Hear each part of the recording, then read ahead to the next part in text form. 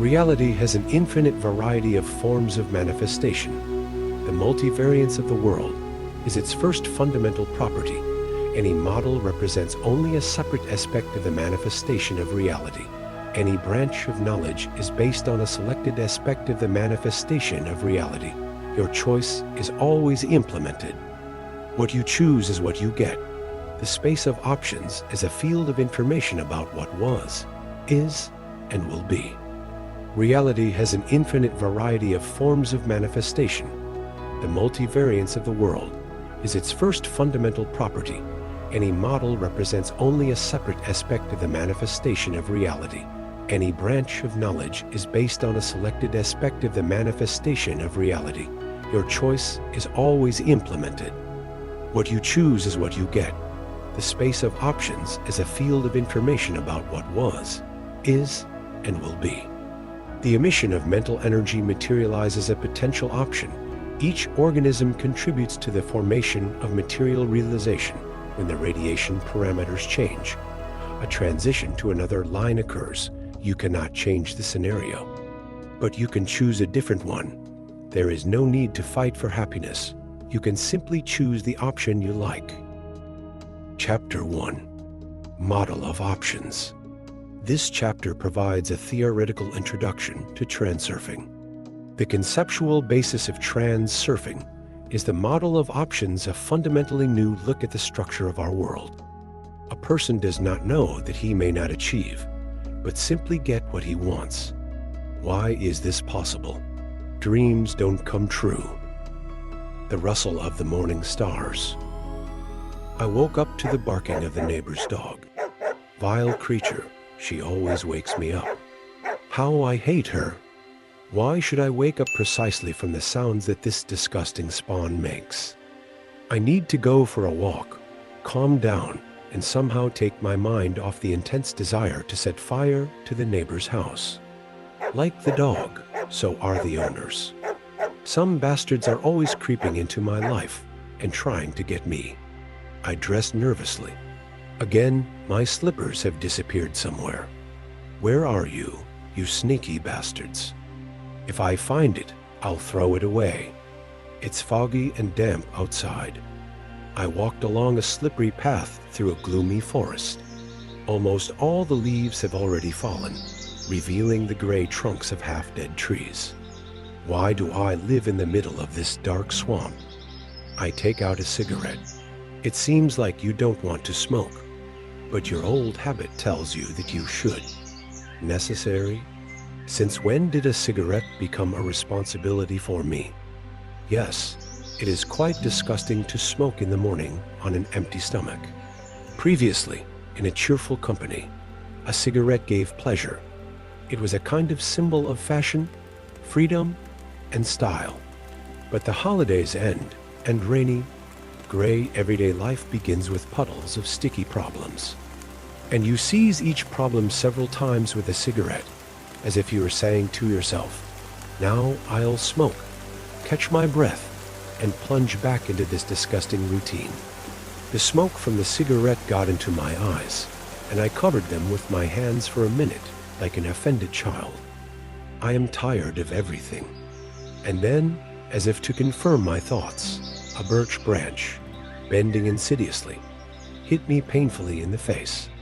Bastard! I broke it in rage and threw it aside. She hung on a tree and began to sway and jump like a clown, as if demonstrating all my powerlessness to change anything in this world. I wandered on dejectedly. Whenever I tried to fight this world, it would first give me hope, and then give me a good punch in the nose. It is only in the movies that heroes go to their goal, destroying everything in their path. In reality, it happens differently. Life is like playing roulette. First you win once, twice. Thirdly, you imagine yourself as a winner, and it already seems that the whole world is in your pocket. But in the end, you always remain a loser. You are just a festive goose, which is fattened so that it can then be roasted and eaten to the sounds of cheerful music and laughter. You are mistaken. This is not your holiday. You made a mistake. So, wallowing in these gloomy thoughts, I went out to the sea. Small waves viciously bit the sandy shore. The sea blew unfriendly cold dampness on me. Fat seagulls walked lazily along the shore and pecked at some kind of rock. There was a cold black emptiness in their eyes. It was as if the entire world around me was reflected there, just as cold and hostile. Some homeless man was collecting empty bottles on the shore. "You should get out of here, you swamp schmuck. I want to be alone." No, it seems that he is heading towards me. He will probably beg. I'd better go home. There is no peace anywhere. How tired I am. This fatigue is always with me, even when I am resting.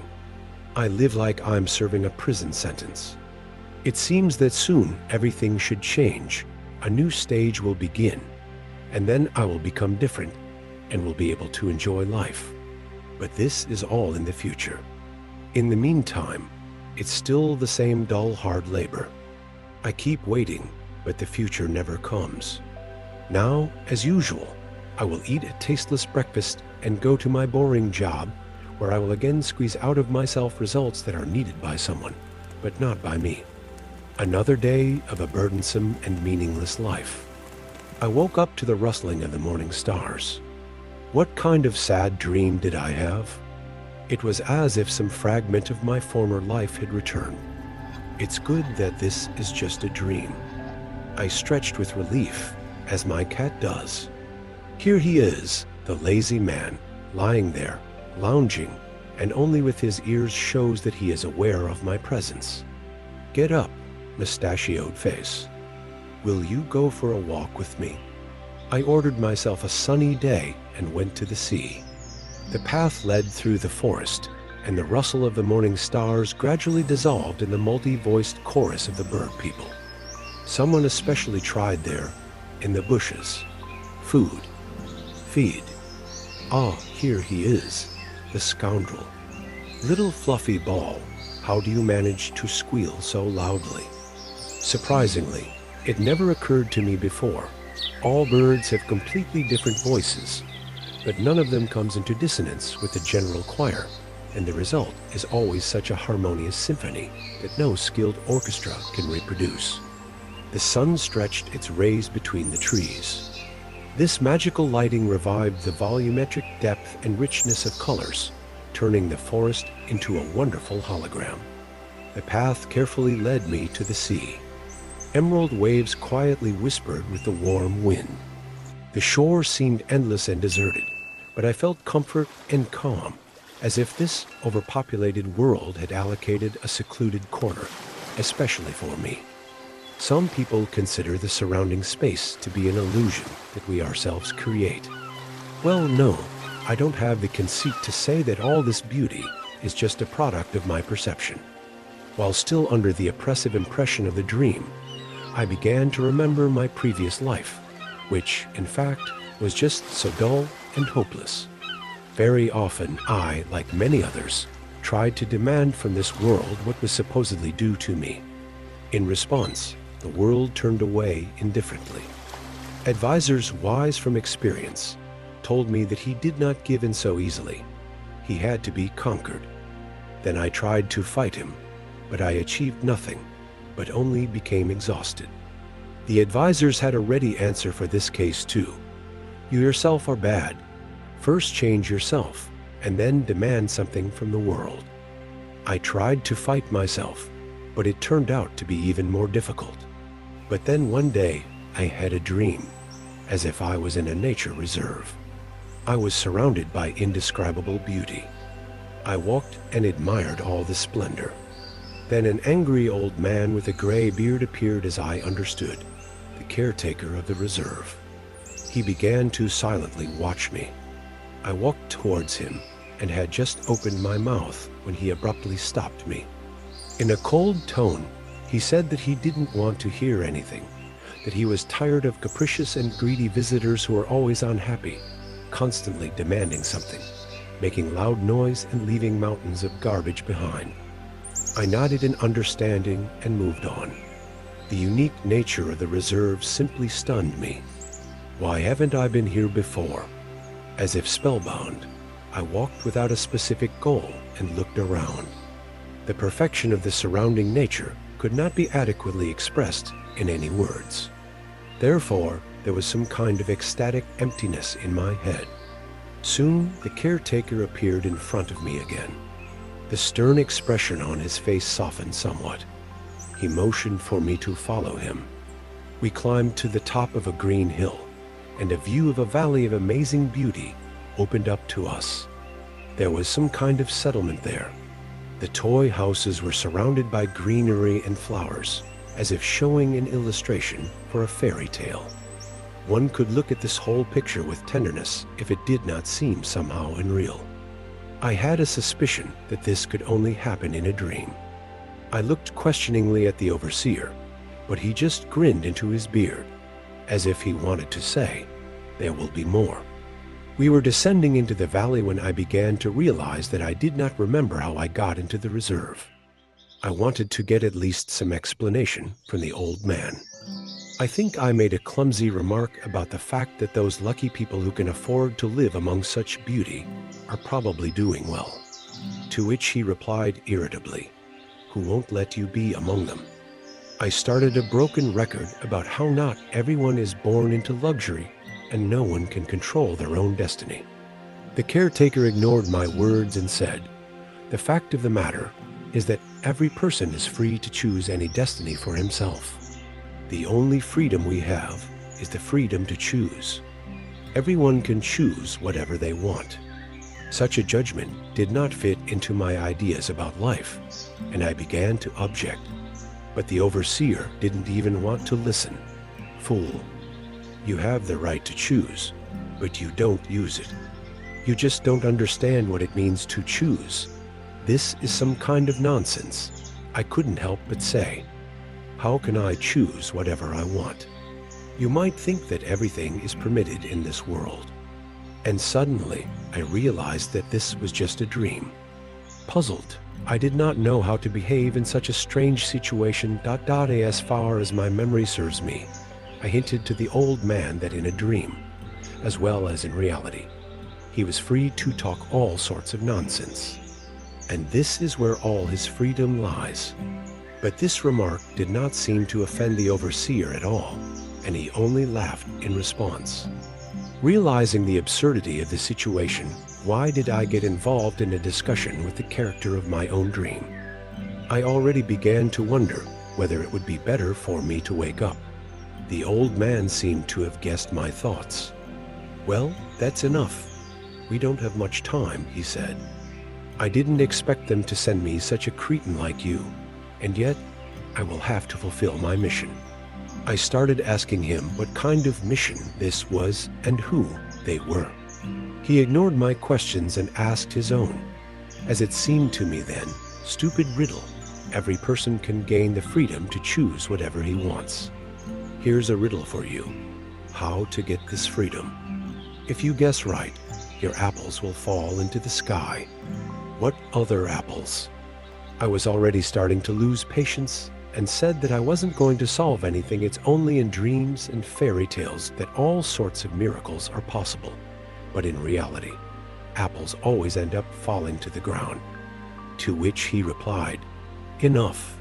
Come on, I have something to show you." When I woke up, I realized with regret that I did not remember the continuation of the dream. However, I still had the distinct feeling that the overseer had put into me some information that I was unable to express in words. Only one incomprehensible word is imprinted in my memory: transurfing. The only thought that was spinning in my head was that there was no need to improve my world myself.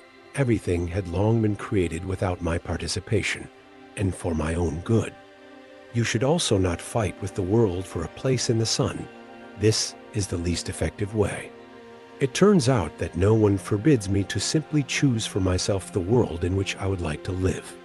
At first, this idea seemed absurd to me, and I, most likely, would have forgotten about this dream. But soon, to my great surprise, I discovered completely clear memories began to appear in my memory of what the overseer meant by the word choose and how to do it. The solution to the overseer's riddle came naturally, like knowledge out of nowhere. Every day, something new was revealed to me, and each time I experienced great surprise, bordering on fear. I am not able to rationally explain where all this knowledge came from. I can say only one thing with complete confidence: nothing like this could have been born in my head. Since I discovered transurfing, or rather, I was allowed to do it, my life has been filled with new joyful meaning. Anyone who has ever done any kind of creative work knows what joy and satisfaction a piece created with one's own hands brings. But this is nothing compared to the process of creating your own destiny. Although the term creation of fate, in its usual sense, is not entirely suitable here, transurfing is a way to literally choose your destiny, like a product in a supermarket. I want to talk about what all this means. You will learn why apples can fall into the sky, what the rustle of the morning stars is, and also about many other very unusual things.